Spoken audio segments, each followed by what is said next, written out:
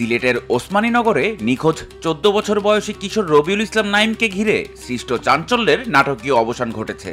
যাকে মৃত ভেবে তার পরিবার বিচারের দাবিতে মরদেহ নিয়ে সিলেট ঢাকা মহাসড়ক অবরোধ করেছিল, সেই রবিউলকে জীবিত উদ্ধার করা হয়েছে। এই ঘটনায় পুরো বিষয়টি নতুন মোড় নিয়েছে।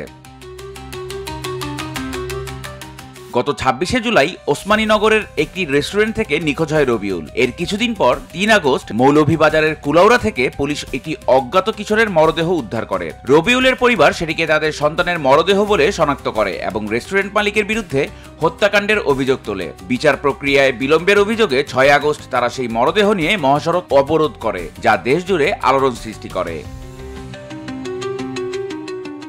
তবে সব জল্পনার অবসান ঘটিয়ে গত ২২শে আগস্ট রবিউলের পরিবার তাকে হবিগঞ্জের নবীগঞ্জে তার নানার বাড়ি থেকে খুঁজে পায়। পরদিন পুলিশ তাকে হেফাজতে নিয়ে জবানবন্দি রেকর্ডের জন্য আদালতে পাঠায়। কুলাউড়া থানার ভারপ্রাপ্ত কর্মকর্তা জানিয়েছেন, রবিউল আত্মগোপনে ছিল। তার জবানবন্দি এবং আদালতের নির্দেশনা অনুযায়ী পূর্বে উদ্ধার হওয়া অজ্ঞাত মরদেহ ও সংশ্লিষ্ট মামলার বিষয়ে পরবর্তী পদক্ষেপ গ্রহণ করা হবে।